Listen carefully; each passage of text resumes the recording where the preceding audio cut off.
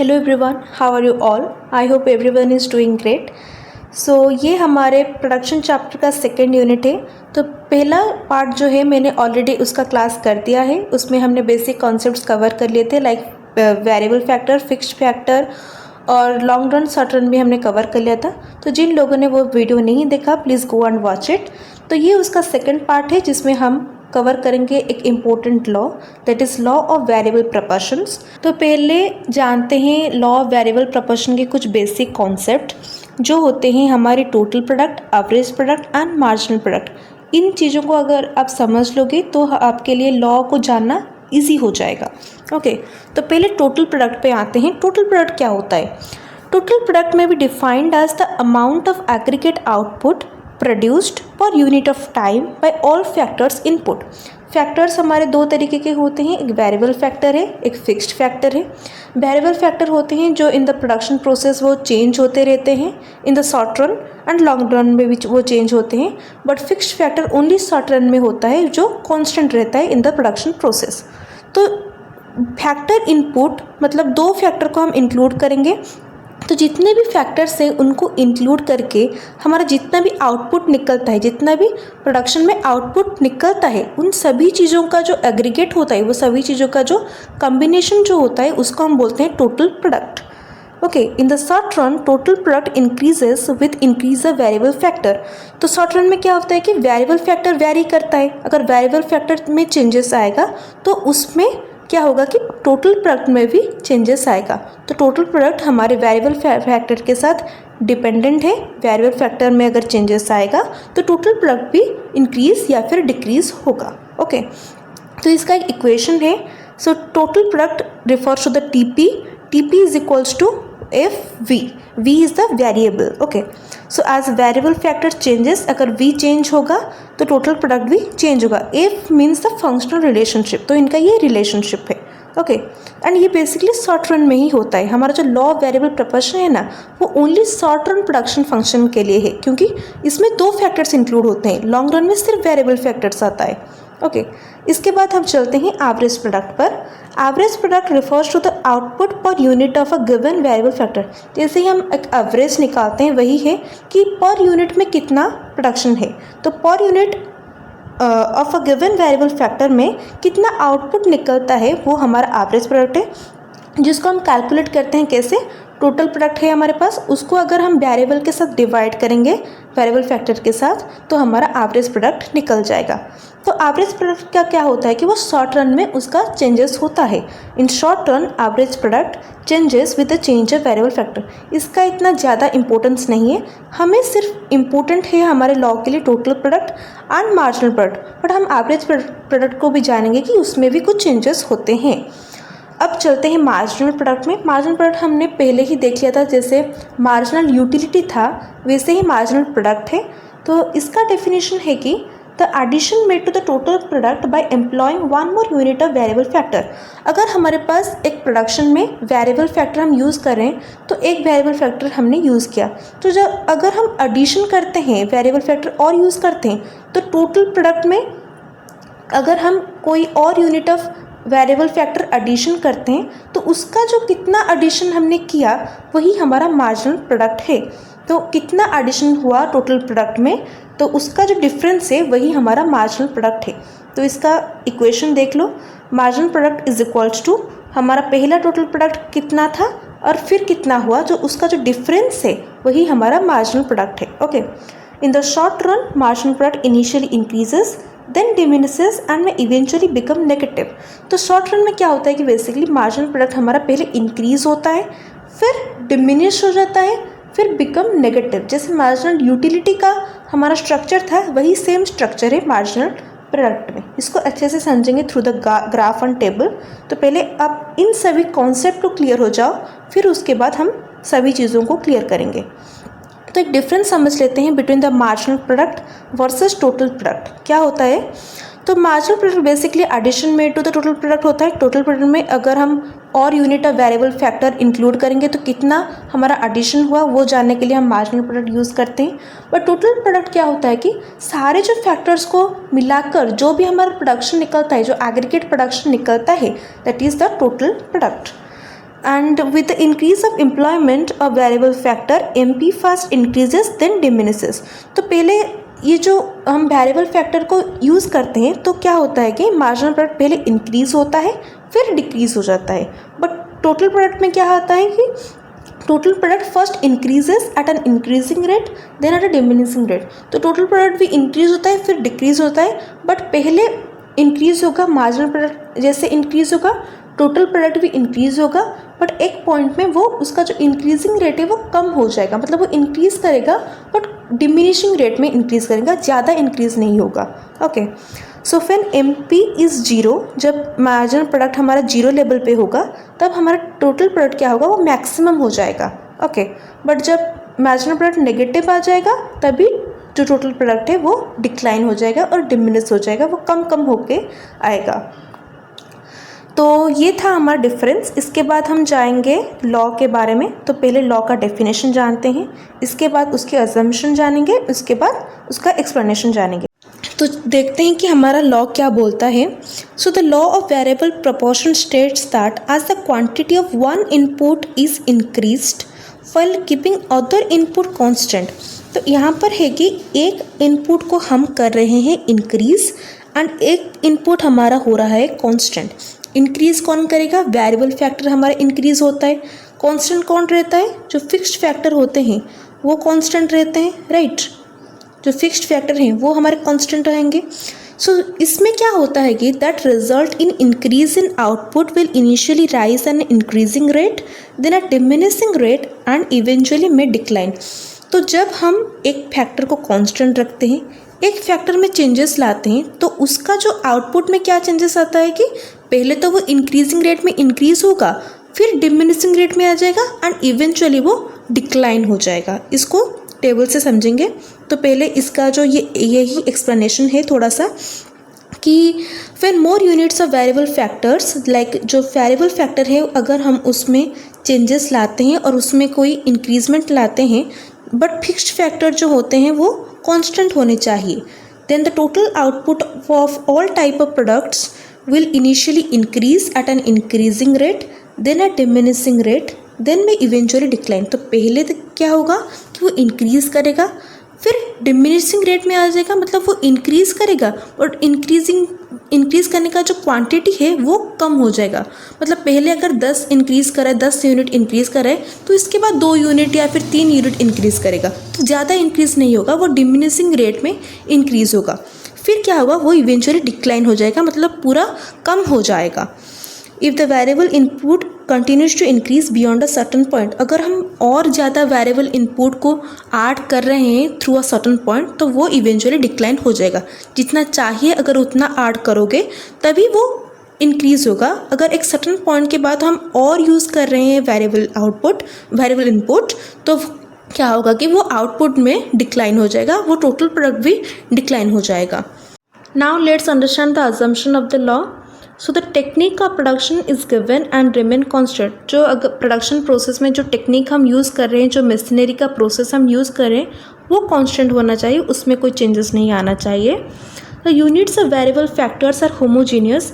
जो variable factor हम use करें, सच एज एक लेबर यूज़ करें, तो उनकी जो लेबर की जो इफ़िशियंसी है वो सेम होनी चाहिए। ऐसा नहीं कि कोई लेबर बहुत ज़्यादा इफ़िशियंट है और एक लेबर बिल्कुल ही काम नहीं करता, तो उनकी जो वैल्यू है वो सिमिलर होनी चाहिए, वो इफ़िशियंसी लेवल सेम होनी चाहिए। There are some inputs whose quantities are held constant. जो इनपुट्स होते हैं उनकी जो क्वान्टिटीज़ है वो कॉन्स्टेंट होनी चाहिए, मतलब फिक्स्ड फैक्टर जो हम यूज़ करते हैं उनकी जो क्वान्टिटी है वो कॉन्स्टेंट होनी चाहिए। It is possible to vary the proportion in the which various factors can be combined to produce a product। तो कुछ और प्रोडक्ट होते हैं जो और फैक्टर्स हैं, उनमें हम चेंजेस ला सकते हैं और उनमें चेंजेस लाना चाहिए। लाइक फिक्स्ड फैक्टर है वो कांस्टेंट रहेगा, लेकिन अदर फैक्टर्स जो होते हैं वेरिएबल फैक्टर होते हैं, उनको हम चेंज कर सकते हैं अपने according. The law assume short run. तो ये लॉ जो है वो ओनली शॉर्ट रन प्रोडक्शन में इम्प्लीमेंट होगा, वो लॉन्ग रन प्रोडक्शन में नहीं होगा। इसके बाद हम इसको समझेंगे थ्रू अ टेबल। ये टेबल को देख लो, एनालाइज कर लो, फिर इसके बाद हम इसके ग्राफ में जाएंगे। तो फर्स्ट है हमारा इस टेबल में हमें पहले मिला है फिक्स्ड फैक्टर, इसके बाद ये वेरिएबल फैक्टर है। तो फिक्स्ड फैक्टर हमने लिया है suppose land and variable factor हमने लिया है लेबर। ओके, तो लैंड क्या है हमारा कांस्टेंट है, फिक्स्ड फैक्टर को हमें कांस्टेंट रखना है, तो यहाँ पर एक सिर्फ है तो मतलब ये कांस्टेंट है। बट हमारा जो वेरिएबल फैक्टर है दैट इज़ लेबर, वो क्या है इंक्रीज़ कर रहा है, वो 1 2 3 ऐसे इंक्रीज़ हो रहा है। तो इसमें क्या होगा, इसमें क्या चेंजेस आएंगे टोटल प्रोडक्ट पर, एवरेज प्रोडक्ट पर, मार्जिनल प्रोडक्ट पर, इनमें क्या चेंजेस आएंगे इसको समझना ही हमारा लॉ ऑफ वेरिएबल प्रोपोर्शन है।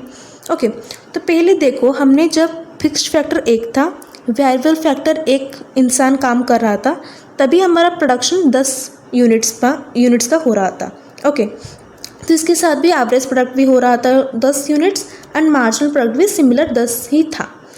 फिर हमने एक और ले लिया लेबर, सेम मशीनरी हमारा सेम है और सॉरी लैंड हमारा सेम है, एक सिमिलर लैंड पे हम काम कर रहे हैं, बट लेबर हमने ले लिया 2। तो क्या हुआ, प्रोडक्शन इंक्रीज हुआ। अगर एक इंसान जितना काम कर रहा था 2 लेबर आ जाएंगे तो क्या होगा, प्रोडक्शन में थोड़ा इंक्रीज आएगा, तो 25 आ गया एंड एवरेज प्रोडक्ट भी इंक्रीज हो गया। एवरेज प्रोडक्ट कैसे जानते हैं, from dividing the total product divided by variable factor, मतलब 25 divided by 2 is our average product. तो इसके हिसाब से ये हमारा आ जाता है। मार्जिनल प्रोडक्ट क्या होता है कि वो कितना इंक्रीज़ हुआ, मतलब पहले 10 था फिर 25 आ गया, तो 25 माइनस 10 कितना आया, 15 आया, तो 15 आया मार्जिनल प्रोडक्ट। तो फिर क्या हुआ, हमने 3rd यूनिट ऑफ लेबर ले लिया, मतलब पहले हमारा 1 था फिर 2 था फिर हमने 3 लेबर ले लिए। 3 लेबर के साथ क्या हुआ कि पहले 10 था फिर 25 था फिर और इंक्रीज़ हो गया। लैंड हमारा सिमिलर है पर 3 लेबर हमने ले लिए, तो क्या होगा, प्रोडक्शन भी इंक्रीज़ हो जाएगा ना, तो 45 आ गया। तो सिमिलरली मार्जिनल प्रोडक्ट भी क्या हुआ, वो इंक्रीज़ हो गया, मार्जिनल प्रोडक्ट भी इसके साथ ही इंक्रीज़ हुआ। फिर हमने एक और लेबर ले लिया, 4th यूनिट ऑफ लेबर ले लिया, तो क्या हुआ, हमारा फिर इंक्रीज़ हुआ, टोटल प्रोडक्ट हमारा इंक्रीज़ हुआ, बट हमारा मार्जिनल प्रोडक्ट क्या है वो डिक्रीज़ हो गया। क्यों डिक्रीज़ हुआ, मतलब हमारे लैंड के पास इतना इफ़िशियंसी है कि हमने 3 लेबर को यूज़ करके एक अच्छा काम बन सकता है, फिर भी हमने ज़्यादा लेबर ले लिया, तो ज़्यादा लेबर का कोई फ़ायदा नहीं हुआ। वो ज़्यादा लेबर के हिसाब से वो मार्जिनल प्रोडक्ट का जो लेवल है वो कम हो गया, उसका कोई ज़्यादा इससे फ़ायदा नहीं हुआ। फिर जब हम इंक्रीज़ करेंगे और लेबर, फिर 5 आएगा, फिर 6 लेबर आएंगे, 7 लेबर आएंगे, तो क्या होगा कि वो प्रोडक्शन इंक्रीज़ होगा पर इतना भी ज़्यादा इंक्रीज़ नहीं होगा। तो इसके हिसाब से क्या होता है कि वो मार्जिनल प्रोडक्ट भी डिक्रीज़ हो जाएगा, मार्जिनल प्रोडक्ट में भी वो चेंजेस आएंगे कि वो और इंक्रीज़ नहीं हो पाएगा। तो ऐसे यहाँ पर आप देखो कि वो डिक्रीजिंग रेट में इंक्रीज़ हो रहा है, लाइक 60 था फिर 72 था 78 था, ये उसका इनका डिफरेंस है ना, तो डिफरेंस कम हो रहा है, तो इसके हिसाब से वो जो प्रोडक्शन लेवल है वो भी कम हो रहा है धीरे धीरे। फिर एक पॉइंट आएगा कि वो डिक्रीज़ हो जाएगा, मतलब और लेबर नहीं चाहिए, अगर हम और ज़्यादा लेबर यूज़ करेंगे तभी कोई प्रोडक्शन नहीं होगा और प्रोडक्शन का लेवल जो है वो कम हो जाएगा, क्योंकि ज़्यादा लोग होंगे एक छोटे से जगह पर, अगर हम ज़्यादा लोग इन्वॉल्व कर देंगे तो क्या हो जाएगा, कुछ ज़्यादा उसमें डेवलपमेंट नहीं आएगा, वो सिमिलर ही रहेगा। अगर कम लोग काम कर सकते हैं तो ज़्यादा लोगों की कोई ज़रूरत ही नहीं है, राइट। तो अगर 9 लेबर कर रहे हैं एक स्मॉल लैंड पर तो क्या होगा, प्रोडक्शन डिक्रीज़ हो जाएगा।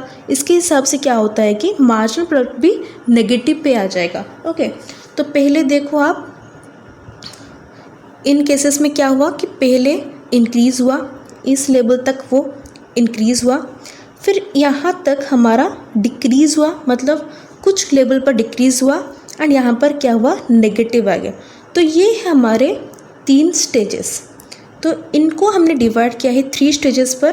पहले इंक्रीज़ होता है, फिर डिक्रीज़ होता है, फिर नेगेटिव आ जाता है। तो इन तीनों को ही समझते हैं हम लॉ ऑफ वेरिएबल प्रोपोर्शन में। तो चलते हैं इसका एक्सप्लेनेशन पर। तो ये देख लो एक्सप्लेनेशन क्या है इसका। इन द एबव टेबल,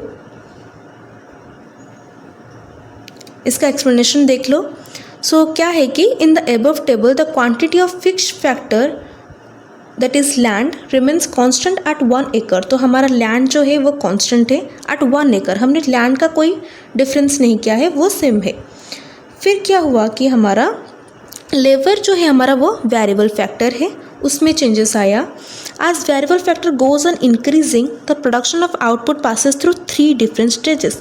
तो जैसे कि मैंने बोला 3 डिफरेंट स्टेजेस में वो हुआ, पहले इंक्रीज, फिर डिमिनिश, फिर negative. Okay, as labour employed in 1 acre of land, fixed factor, that is land is a fixed factor, first it goes on increasing.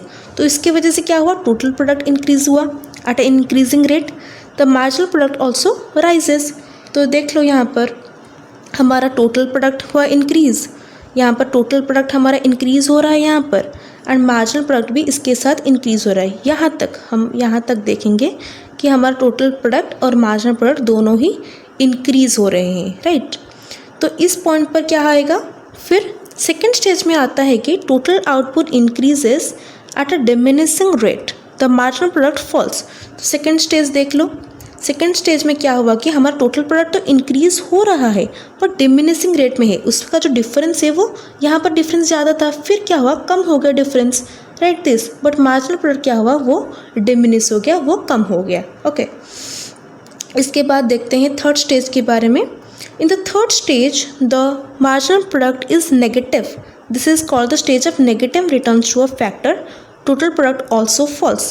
तो लास्ट स्टेज में क्या हुआ कि हमने ज़्यादा लेबर जब ऐड कर लिया तो लेबर की अब ज़रूरत नहीं थी, तो क्या हुआ कि टोटल प्रोडक्ट गिर गया एंड उसके हिसाब से मार्जिनल प्रोडक्ट जो है वो नेगेटिव में आ गया। So according to the modern economics, increasing returns, diminishing returns and negative returns are 3 phases. तो पहले ग्राफ देख लो, फिर हम इस स्टेजेस के बारे में अच्छे से समझ लेंगे। तो ये है हमारा ग्राफ। तो यहाँ पर 3 स्टेजेस के बारे में एक्सप्लेन किया है, स्टेज 1, स्टेज 2, स्टेज 3। ओके, तो ये है हमारा टोटल प्रोडक्ट का लाइन, ये है हमारा मार्जिनल प्रोडक्ट एंड ये है हमारा एवरेज प्रोडक्ट। तो पहले टोटल प्रोडक्ट में चलते हैं।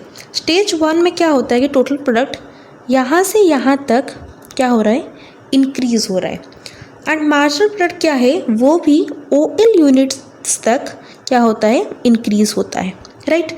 ये हमारा लेबर हमने ऐड कर लिया, तो पहले लेबर ऐड होने तक मतलब इतने OL यूनिट्स तक हमारा जो मार्जिनल प्रोडक्ट है वो इंक्रीज हो रहा है, उसमें कोई डिफरेंस नहीं आ रहा है, वो इंक्रीज हो रहा है। ओके, फिर एक पॉइंट आता है यहाँ पर जो होता है मार्जिनल प्रोडक्ट वो धीरे धीरे डिक्रीज होने लगता है, लाइक दिस। यहाँ पर मार्जिनल प्रोडक्ट डिक्रीज होने लगता है एंड इसके हिसाब से क्या हुआ कि जो टोटल प्रोडक्ट है यहाँ तक हमारा जो टोटल प्रोडक्ट वो इंक्रीज हो रहा है but at a diminishing rate, मतलब वो धीरे धीरे इंक्रीज हो रहा है, उसका जो इंक्रीजिंग वो ज़्यादा ऐसे इंक्रीज नहीं हो रहा, वो उसका जो इंक्रीजिंग रेट है कम हो गया है, right. Eight this point, that is the F point, that is called also the point of inflection. इस पॉइंट के बाद क्या होता है कि जो टोटल प्रोडक्ट है वो इंक्रीज हो रहा है but at a diminishing rate, and marginal product क्या होता है कि उसके बाद वो डिक्रीज हो जाता है। ये हमारा सेकेंड स्टेज, राइट, जब क्या होता है कि टोटल प्रोडक्ट हमारा increases at a diminishing rate and marginal product starts falling down. यहाँ तक मतलब समझ लो मार्जिनल प्रोडक्ट यहाँ तक आ गया हमारा सेकेंड स्टेज में एंड टोटल प्रोडक्ट यहाँ तक आ गया हमारा सेकेंड स्टेज में।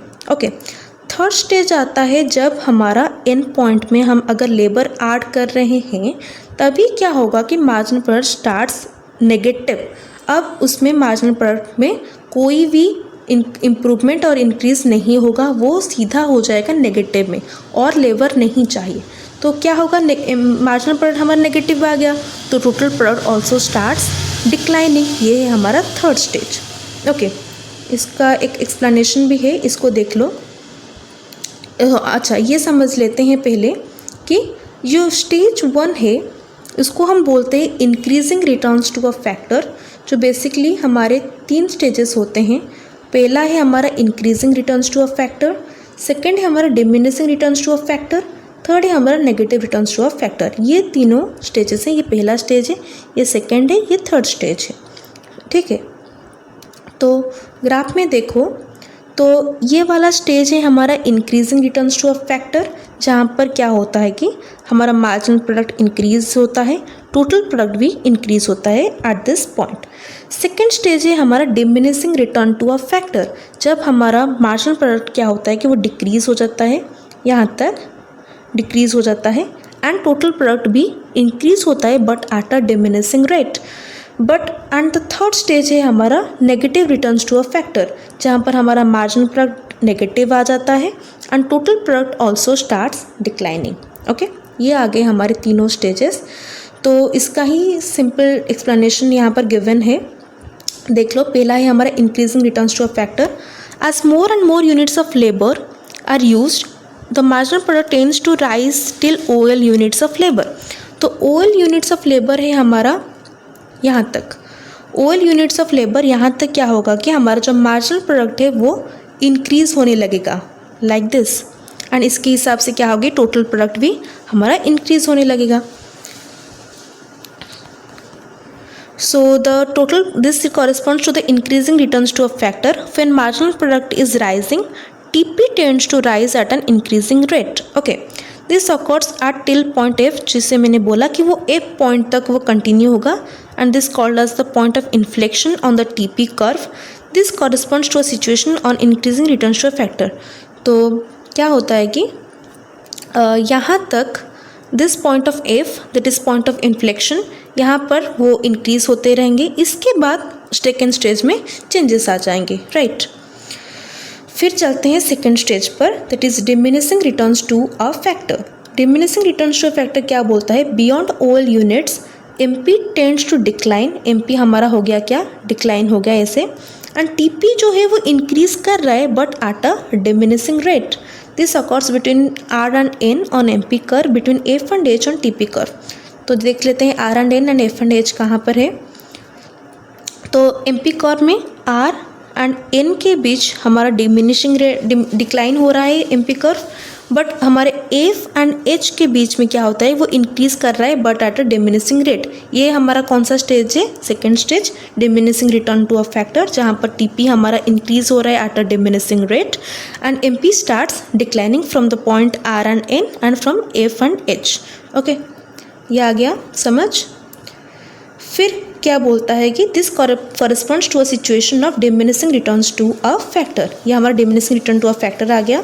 इसके बाद चलते हैं negative returns to a factor. When labour employment is exceed, अब ज़्यादा लेबर हमने ले लिया beyond ON units. ON units हमने देखा था ग्राफ में। MP becomes negative, accordingly TP starts declining. This is a situation of negative returns to a factor. This happens beyond point H on TP curve. Point H को देख लेते हैं TP curve में।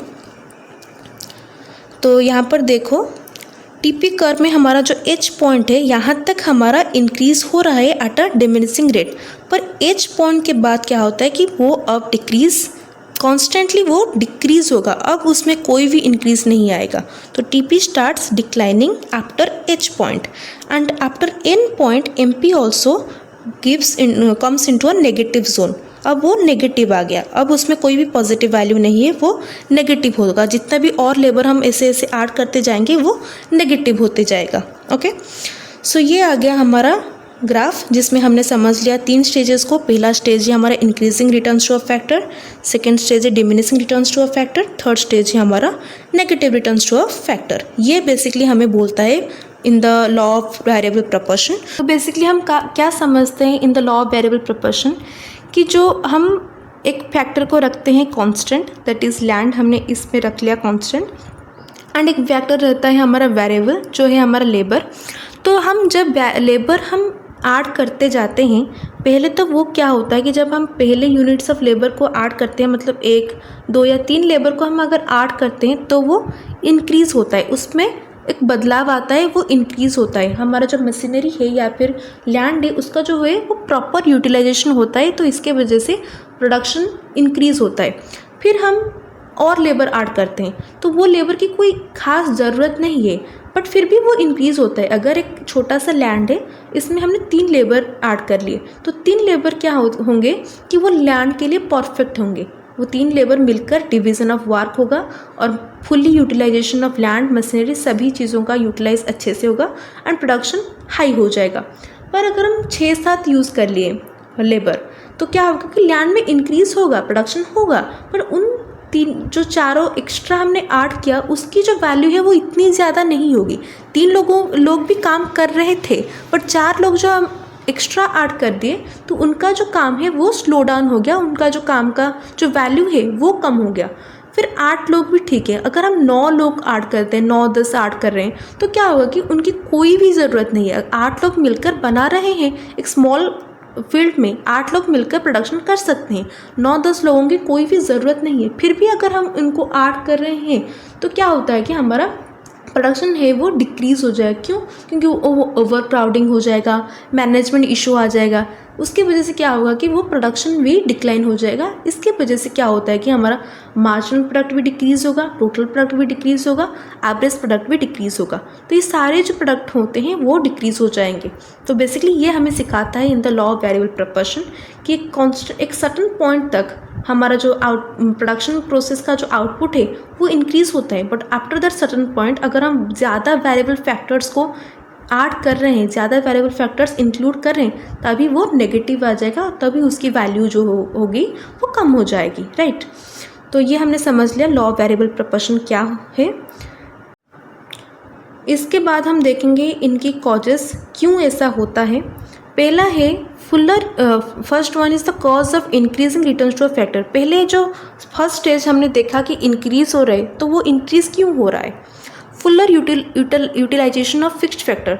तो हमने जो फिक्स्ड फैक्टर रखा है लैंड सपोज, तो जो लेबर हम यूज़ कर रहे हैं तो वो तीनों लेबर मिलकर वो लैंड की अच्छे से यूटिलाइज कर सकते हैं। अगर हम मशीनरी भी रखते हैं तो वो तीनों लेबर जो होते हैं वो मशीनरी की अच्छी यूज़ कर सकते हैं। वो मशीनरी एंड लेबर मिलकर प्रोडक्शन को बहुत अच्छे से बना सकते हैं। तो वो क्या हो गया कि fuller utilisation of fixed factor. Then division of labour and increase in efficiency. Division of labour हो गया, एक आदमी अगर कुछ काम कर रहा था, फिर 2-3 लोग अगर हम ज़्यादा रख रहे हैं तो प्रोडक्शन में क्या हुआ कि जो काम जो है वो इक्वली डिवाइड हो गया। अब डिवीज़न ऑफ लेबर हो गया तो उनकी जो इफ़िशियंसी लेवल है वो और इंक्रीज़ हो गई। एक लेबर जितना काम कर रहा था 2-3 ऐड करोगे तो उसमें ज़्यादा काम आएगा ना, ज़्यादा काम हो जाएगा ईजीली। तो डिवीज़न ऑफ लेबर आ गया। Better coordination between factors. अब हमारा जो फिक्स्ड फैक्टर था एंड जो वेरिएबल फैक्टर था उनके बीच जो कोऑर्डिनेशन है वो अच्छा चल रहा है। लेबर 3 है, मशीन्स हमारे पास 2 है, तो वो तीनों लोग मशीन्स को अच्छे से यूटिलाइज कर रहे हैं एंड प्रोडक्शन बन रहा है। तो better coordination between the factors आ गया। ये हमारे इंक्रीज़ होने के रीज़न से। फिर डिक्रीज़ होने के रीजंस भी हैं कि क्यों डिक्रीज़ हो गया सेकेंड स्टेज में। Then fixity of factor. अगर एक फैक्टर हमारा कांस्टेंट है एंड लेबर हमने इंक्रीज ज़्यादा कर रहे हैं तो हमारा जो फैक्टर, एक फैक्टर तो हमारा कांस्टेंट है। अगर हम मशीन्स लेते हैं as a fixed factor and labour लेते हैं एज अ वेरिएबल फैक्टर, तो हमारा मशीन्स सपोज एक मशीन है हमारे और हमारे पास लोग हैं 3 लोग एक मशीन में काम कर रहे हैं। अगर हम 5-6 लेबर करें तो एक मशीन तो हमारा एक है ना, तो वो 2 एक्स्ट्रा लोग वो क्या करेंगे? वो तो मशीन एक है हमारे पास, तो वो तो खाली बैठेंगे। तो that's why the fixity of factor, एक फैक्टर हमारा कांस्टेंट है तभी वो डिक्रीज हो रहा है। इम्परफेक्ट फैक्टर सब्स्टिट्यूटिबिलिटी, तो ये बेसिकली सेम है एग्जैक्ट एज एबव। लाइक अगर हमारे पास मशीन एक लिमिटेड क्वांटिटी में है, अगर हम variable factor that is labour अगर हम वो इंक्रीज़ करें तो इसमें कोई भी चेंजेस, ज़्यादा इम्प्रूवमेंट नहीं आएगा। अगर हमारे पास मशीन एक है तो वो 3 लोग इसके लिए मतलब वो 3 लोग इस मशीन का प्रॉपर यूटिलाइजेशन कर सकते हैं। अगर हम ज़्यादा लेबर ऐड करेंगे तो वो कोई भी इम्प्रूवमेंट नहीं आएगा। फिर क्या पुअर कोऑर्डिनेशन आ गया। अगर हमारे पास एक छोटा सा जगह है, छोटा सा लैंड है, तो हम इसमें एक लैंड में 4-5 लोग अच्छे से काम कर सकते हैं। अगर 10, 12, 11 लोग हम ऐड कर रहे हैं तो उनके बीच क्या होगा? मिसकम्युनिकेशन हो जाएगा, ओवर क्राउडिंग हो जाएगा। तो उनके बीच जो है क्या, वो कोऑर्डिनेशन अच्छा नहीं बनेगा। तभी क्या होता है कि प्रोडक्शन वो डिक्रीज़ होता है, तो प्रोडक्शन में भी डिक्रीज़ आ जाएगा। इसके बाद आते हैं नेगेटिव रिटर्न्स टू फैक्टर। उसका 2 रीज़न से, एक ओवर क्राउडिंग है, ज़्यादा लोग होते हैं तो क्राउड हो जाता है। अगर हमारे पास छोटा सा लैंड है और ज़्यादा लोग हैं तो तभी कुछ बेनिफिट नहीं होगा, वो नेगेटिव आ जाएगा। मैनेजमेंट प्रॉब्लम्स भी आते हैं, लाइक उनके बीच मिसअंडरस्टैंडिंग होगी। एक मशीन है, 12 लोग हैं, तो एक मशीन में कौन कौन काम करेगा? तो उनके बीच मैनेजमेंट इशू आ जाएगी, मिसअंडरस्टैंडिंग आ जाएगी, मिसकम्युनिकेशन आ जाएगी। तो ये सारे प्रॉब्लम होते हैं जिसकी वजह से नेगेटिव हो जाता है हमारा प्रोडक्शन। तो ये आगे हमारे सारे कॉजेस। इसके बाद हम चलते हैं हमारे last thing that is limitation. ये लॉ का लिमिटेशन क्या है? Applies only in short run, ये हमारे लॉन्ग रन में अप्लाई नहीं हो सकता क्योंकि हमें यहाँ पर 2 फैक्टर्स चाहिए होते हैं, fixed and variable. And short run में 2 फैक्टर्स होते हैं लेकिन लॉन्ग रन में सिर्फ एक फैक्टर होता है, that is variable factor. It assumes constant technology, ये हमें बोलता है कि जो टेक्नोलॉजी है वो कांस्टेंट होनी चाहिए, बट ऐसा रियल लाइफ में पॉसिबल नहीं है। कौन से टेक्नोलॉजी हम ज़्यादा यूज़ कर रहे हैं, किस टेक्नोलॉजी का इफ़िशियंसी ज़्यादा है, वो टेक्नोलॉजी अगर सपोज़ एक ट्रैक्टर है तो उसमें लेबर कितने चाहिए होंगे, अगर हमारे पास एक और मशीन है जो बहुत ही ज़्यादा इफ़िशिएंट वर्क करता है, इसमें लेबर बहुत कम लगेंगे, तो ये वैरी करेगा। तो टेक्नोलॉजी कांस्टेंट होना भी इम्पॉसिबल होता है। Not applicable to all production process, सारे प्रोडक्शन प्रोसेस में ये एप्लीकेबल नहीं होता। लाइक आप देख लो सॉफ्टवेयर ऑफिस में, तो इनमें क्या होता है कि हम अगर ज़्यादा लेबर ले रहे हैं तो वो ज़्यादा अच्छा वर्क होगा, तो हमें ज़्यादा लेबर चाहिए, उसमें कोई खास मशीनरी की कोई यूज़ नहीं होती, तो वो पॉजिटिव आ जाएगा, तो ये प्रोसेस नहीं होगा यहाँ पर apply. Homogeneity of variable factors, जो वेरिएबल फैक्टर्स हैं उनकी जो क्वालिटी है, उनकी जो इफ़िशियंसी है वो सेम होनी चाहिए, वो वेरी नहीं करनी चाहिए। लाइक अगर हम एक लेबर ले रहे हैं तो दोनों लेबर के बीच जो इफ़िशियंसी स्किल है वो सेम होनी चाहिए, एंड ये पॉसिबल नहीं है।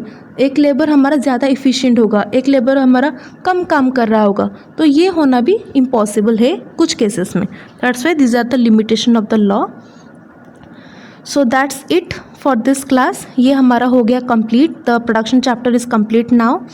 एंड जितने भी डाउट्स हैं, कोई भी क्वेरीज हैं, तो आप मुझे कमेंट सेक्शन में बोल सकती हो। एंड बहुत सारे रिक्वेस्ट आए थे about doing class for political science, history, so I am trying to make some videos. So thank you so much for watching this. Hope you enjoy it. Thank you.